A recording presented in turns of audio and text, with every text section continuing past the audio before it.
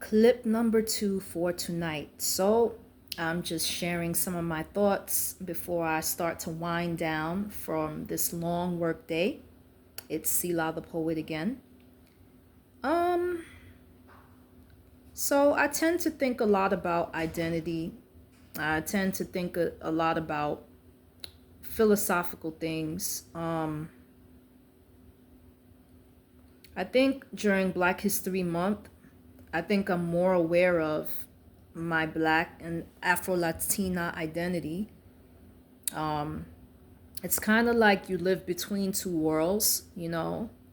You speak Spanish or Spanglish, but you don't look Spanish, right? Most of my bloodline isn't Spaniard, it's African, even though there is Spaniard and Portuguese in my bloodline, right? I also have Native, Taino, Native Americans in my bloodline, okay? But it's hidden histories because of racist laws and cultural suppression. Probably my ancestors either passed or they weren't able to pass that culture down because of the racist laws and the cultural suppression from colonizers. You know, banning Native American languages, banning Native American rituals, and stuff like that. So a lot of times, our people had to do stuff in secret to pass that knowledge along, and I feel like I missed out on it, you know. People often assume that I'm only African American because of my appearance, right?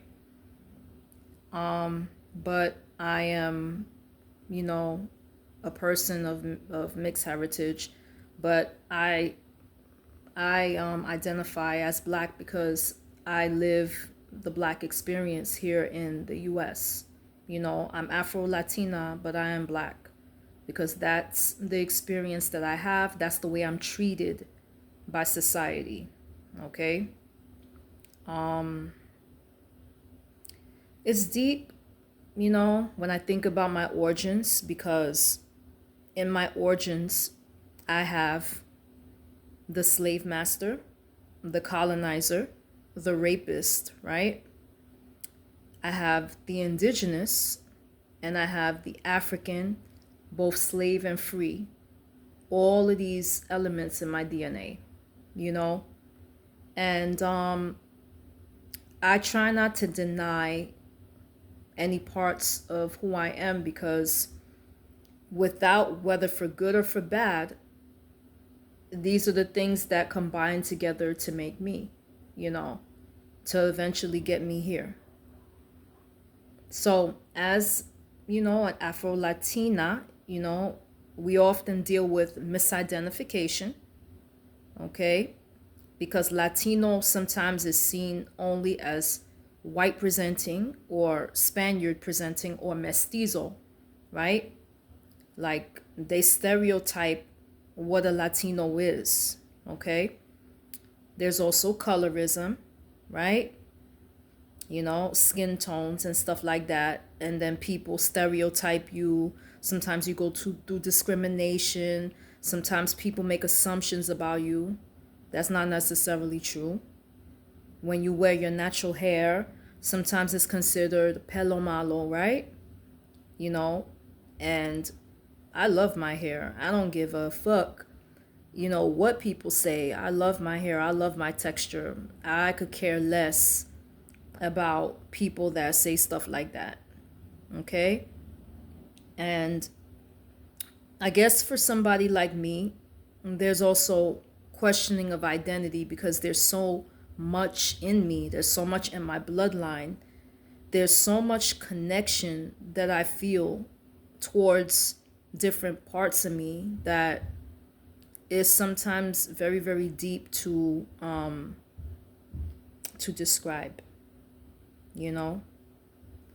Back in the day, there was a major lack of representation of Afro-Latino people, you know, people that look like me on TV. But now, you know, because of Bad Bunny's Super Bowl performance and some improvements. You know, some Afro-Latinas are getting the spotlight in the last couple of years. Another thing is double marginalization. You know, we go through societal issues, okay, and we go through, you know, once again, like prejudice and stuff like that because of mindsets, you know, kind of like racist and like old time mindsets from older generations or people in the community in Latinidad that are more white presenting or indigenous presenting tend to sometimes have prejudices. It's not always the case, but I've experienced it from people from those types of people, you know. So yeah, so that's just something that I wanted to speak out on, you know, identity. And because it's Black History Month, I have been looking up, you know, different Afro Latino people who made accomplishments and who did great things, you know, who are, you know, bigged up during Black History Month, like Celia Cruz, may she rest in peace. You know, La Negra tiene tumbao. She was an amazing Afro Latina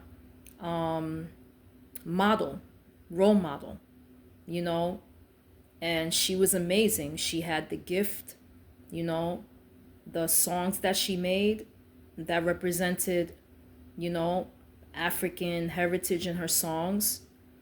And she was just an amazing presence, you know. So yeah, and then there was other people, you know. But I really respect what Bad Bunny did during the performance because he truly did represent Puerto Rico and he really did represent, had Afro Latina dancers, and it was just great to see the representation. So that's all I'm going to say for now. Peace.